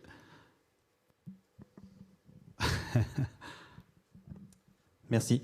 Dans le conseil, vous avez marqué sur les types de matières organiques. Est-ce que vous avez caractérisé tous les types de matières organiques qui sont disponibles sur le marché ? Alors, on a une base de données de référence et qu'on utilise, celle d'Arvalis, et qui est partagée en lien avec Auréa. Donc ça, c'est le premier niveau. Donc on a effectivement des organiques de référence. Après, on pourra y greffer, comme dans d'autres outils, d'éventuelles correspondances avec des bases de données clients, on va dire. Voilà. Donc possiblement oui, d'avoir d'autres références, mais attention aux critères de rattachement. On va être vigilant sur la règle de rattachement aux pro organiques de référence. Pour l'instant, c'est des pros qui sont caractérisés, mais par grande famille de produits, enfin les différents types d'effluents d'élevage, différents types de compost, mais on n'a pas les produits commerciaux en gros dans la base. Merci à vous 4, à vous 5, parce que je n'oublie pas, voilà, on peut les raccompagner sous vos applaudissements. Merci à Antoine Pierrard de l'ADEME, Monsieur Normer Benamou d'Arvalis, merci, et à tout à l'heure puisqu'on se retrouvera. Thierry Caquet d'INRAE, merci, un grand merci à Mathieu Vallée, Christine Le Souder, Arvalis, Mathieu Vallée, Auréa, merci pour toutes ces infos et toute la précision de vos présentations. Le moment est venu de prendre, allez, un petit café, une petite gourmandise, et pourquoi pas de prolonger un petit peu vos questions. Voilà, n'hésitez pas, c'est le moment. Je vous retrouve dans 10 minutes pour la reprise. À tout à l'heure, à tout de suite.